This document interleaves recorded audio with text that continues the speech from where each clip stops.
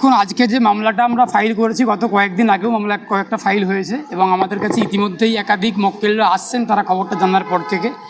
বিষয়টা হচ্ছে কি, কলকাতা পুলিশের একজন কনস্টেবল, সিথি থানার কনস্টেবল, তার নাম অর্জুন সাহা এবং তার স্ত্রী শম্পা সাহা, এই দুজন ব্যক্তি কলকাতা পুলিশের উচ্চপদস্থ আধিকারিকের পরিচয় দিয়ে যে আমার পোস্টিং লালবাজারে আছে, আমাদের পোস্টিং নবান্নে, আমাদের সঙ্গে মুখ্যমন্ত্রীর সঙ্গে আমার মুখ্যমন্ত্রী নিরাপত্তার দায়িত্বে আমরা আছি, এই একাধিক ভুয়ো কথা বলে মানুষের কাছ থেকে, একাধিক বেকার যুবকদের কাছ থেকে কয়েক লক্ষ টাকা করে, প্রায় কয়েক কোটি টাকা প্রতারণা করে তুলেছে চাকরি দেওয়ার নাম করে।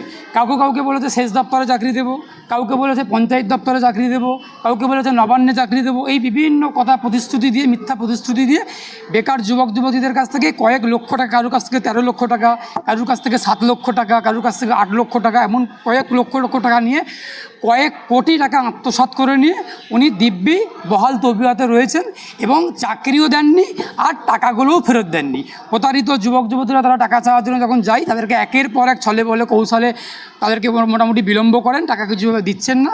এই সমস্ত অভিযোগ কলকাতা পুলিশকে জানানো হয়েছে, পুলিশ কোনো পদক্ষেপ নেয়নি। পরবর্তীকালে সেই যুবক যুবতীগুলো প্রতারিত, যারা টাকা দিয়ে প্রতারিত হয়েছেন, চাকরিও পাননি এবং তারা চাকরিও পাননি, টাকাও পাননি। আমার কয়েকজন মক্কেল, প্রায় 5-7 জনের মতো মক্কেল, আজকেই প্রায় 7টা মামলা করলাম। কেউ বীরভূমের আছেন, কেউ নদিয়ার আছেন, একজন পুরুলিয়ার আছেন, পশ্চিম মেদিনীপুরে, ঝাড়গ্রামের, একাধিক পশ্চিমবঙ্গের একাধিক জেলা থেকে কিছু প্রতারিত যুবক আসছেন আমাদের কাছে। আজকেও মামলা হলো বিচারপতি তীর্থঙ্কর ঘোষের কোর্টে, 35 নম্বর কোর্টে মামলা আমরা ফাইল করেছি, যাতে আমরা প্রতারিত যুবকগুলোর টাকা যাতে আমরা ফেরত দিতে পারি এবং তার সম্পত্তিগুলোকে ক্রোক করা ওই অভিযুক্ত ব্যক্তি, যিনি কনস্টেবল, সিথি থানার যিনি কনস্টেবল অর্জুন সাহা এবং তার ওয়াইফ শম্পা সাহা, ওনারা কলকাতায় একাধিক ফ্ল্যাট কিনেছেন, বিলাসবহুল ফ্ল্যাট কিনেছেন, ওনাদের প্রচুর জমি জায়গা, কিছু কোম্পানিও আছেন এবং সবথেকে দুর্ভাগ্যের বিষয়, উনি বর্তমানেও কলকাতা পুলিশের সিথি থানাতে কনস্টেবল হিসেবে কর্মরত আছেন। তারই বিরুদ্ধে আমরা আজকে কলকাতা হাইকোর্টের 35 নম্বর কোর্ট, বিচারপতি তীর্থঙ্কর ঘোষের কোর্টে মামলাটা ফাইল করলাম। আমি নিজে করলাম, আমার মক্কেল কয়েকজন আছেন।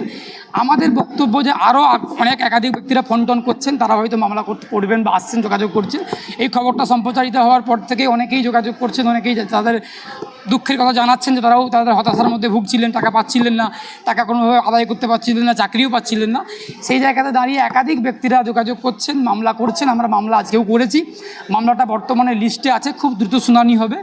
আমরা আশা করছি আমরা তাদের টাকাগুলোকে উদ্ধার করে আমরা আদালতের কাছে ব্যাপারটা পুরো তুলে ধরেছি। পিটিশনটা আমরা করেছি বিচারপতি তীর্থঙ্কর ঘোষের কোর্টে, 35 নম্বর কোর্টে মামলাটা করেছি এবং বিচারপতি খুব সততার সঙ্গে, খুব নিরপেক্ষতার সঙ্গে এবং স্বচ্ছতার সঙ্গে আশা করি বিচারটা করবেন। করে আমরা আমাদের মক্কেলদের টাকা, যারা প্রতারিত যুবক যুবতী, যারা টাকা দিয়ে টাকাও পায়নি এবং চাকরিও পাননি, তারা টাকাগুলো ফেরত পেতে পারেন, তার একটা সুব্যবস্থা আমরা আইনিভাবে আদালতে এই জন্য এসেছি। আমরা আইনজীবীরা যারা আমরা আছি, আমার মক্কেল 7 জন আছে, সেই সূত্রে আমাদের মক্কেলকে আমরা সন্তুষ্ট করতে পারবো এবং তাদের টাকাগুলোকে আদায় করে আদালতের রায় নিয়ে ফেরত দিতে পারবো। এই হলো মামলার বিষয়বস্তু।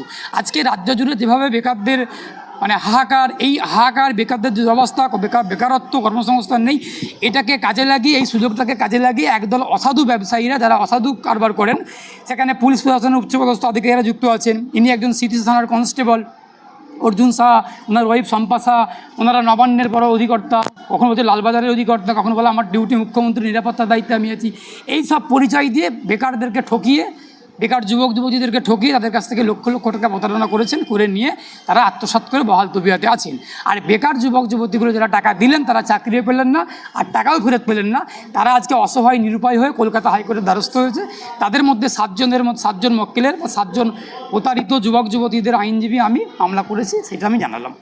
বলছি, এই এত বড় একটা প্রতারণার যে ফাঁদ, এটা কি মনে হয় একা করেছেন উনি?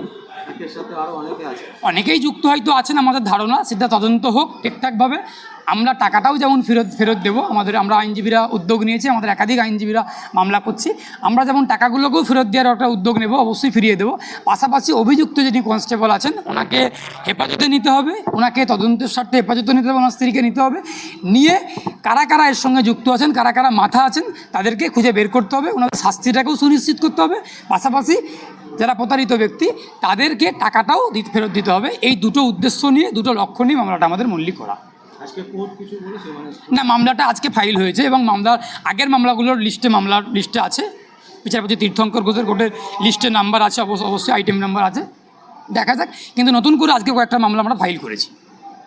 কারণ প্রতিদিনই কম করে অনেকগুলো এই সংক্রান্ত অনেক মানুষই ফোন করছেন বিভিন্ন জেলা থেকে। তো কাল থেকেই রীতিমতো ফোন করে আজকে আসলে আমরা মামলা রেডি করে নিই, আজকে ফাইল করলাম, প্রায় 7টার মতো মামলা ফাইল করলাম। আবার অনেকে যোগাযোগ করছেন, আবার হয়তো কালকেও কিছু মামলা ফাইল হবে, এই প্রতিদিন মামলা ফাইল চলতে থাকবে।